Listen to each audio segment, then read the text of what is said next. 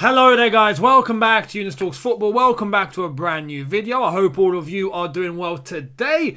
Today is a transfer video. Yes, as we approach the Champions League final, it's getting closer and closer and closer. Today's Tuesday. We got Wednesday, Thursday, Friday, then Saturday. Saturday is the day. Oh my goodness, I'm starting to stress now. I'm not going to lie. I think tomorrow I'm going to actually start being proper nervous. Butterflies, all sorts going on somewhere here. I mean, yeah, it's going to get crazy, but I'm looking forward to it. Massive occasion. Today, though, we've got some news for all of you. Now, in terms of the England Euro 2020 squad, or 2021, because we're in 2021, even though it's Euro 2020, but anyway, we move. In terms of the squad announcement by Gareth Southgate, I will be giving you guys a separate video tomorrow morning in regards to what I think of the squad. It's a 33-man provisional squad, so there will be some names eliminated in due course, but I'll give you my thoughts on the squad as a whole as we start looking towards the Euros, and I will be bringing England content to this channel during the Euros, so make sure you guys are switched on. We move from Chelsea to England once the Euros commences. I'll still do Chelsea transfer videos and, you know, transfer videos in general in terms of what's going on in the window, but focus turns to England. So I'll give you my thoughts. Double upload day tomorrow. I'll give you my England 2020 squad thoughts, and then I'll give you another transfer video later on in the day. But today, it's just one transfer video, and it's in relation to Sancho. I done a video a few days ago about Sancho. I told you guys what I thought about him coming in. Well, now there is some news, and there's some news in relation to Sancho possibly coming into Chelsea, but one player possibly going out. Who's it going to be? Let's have a look. This is the article. This is from Dean Jones. Dean Jones, who is at Eurosport. But Dean Jones is known as a transfer insider, and he's opened up his transfer notebook today to detail the moves that could define a possible transfer of Sancho to Chelsea and Callum Hudson-Odoi going the other way to Borussia Dortmund. Now, if we go into the article itself, it does mention that Chelsea are open to letting Hudson-Odoi go, but on loan. A 2-year loan deal with the wages, majority of the wages, being covered by his next club. So that would be covered by Borussia Dortmund. Now, what do I think of this? I look at this deal and I think this is just all good for Chelsea and not good for Dortmund. I don't see this deal happening. Basically, let me get this straight. So we get Sancho, right? It doesn't say anything about money. This is the thing. Like, are we paying? Are we paying them, or is this just a direct swap?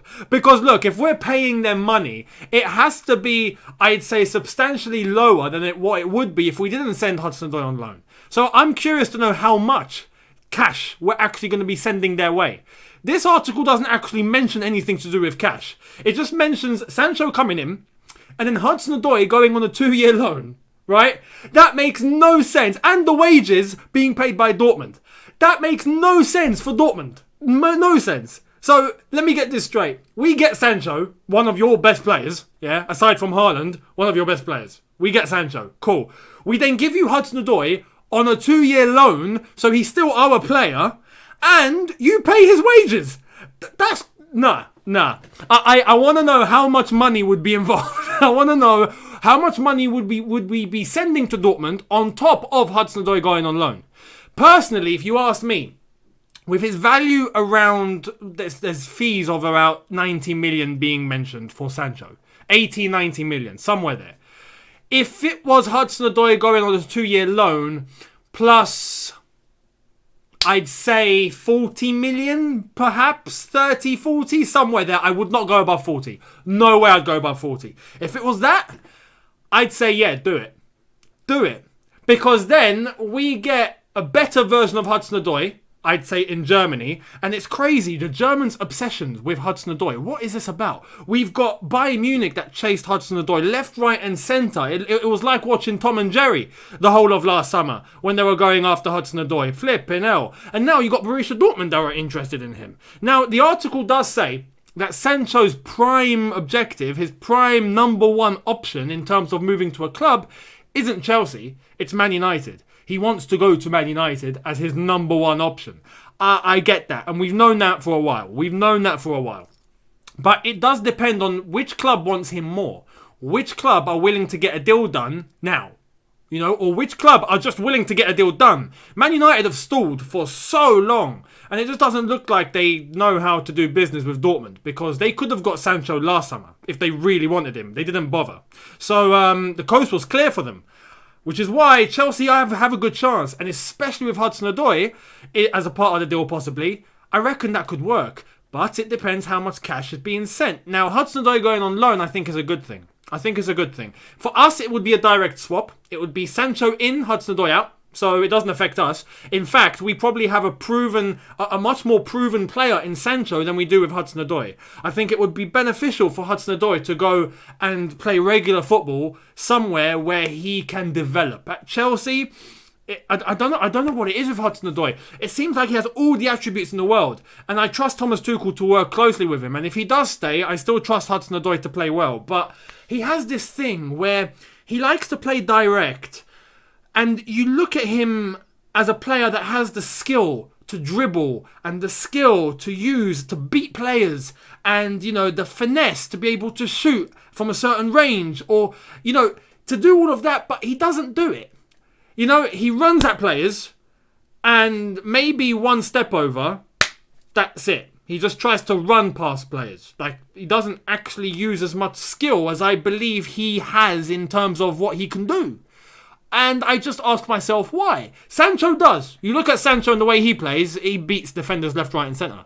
And that should be Callum Hudson-Odoi.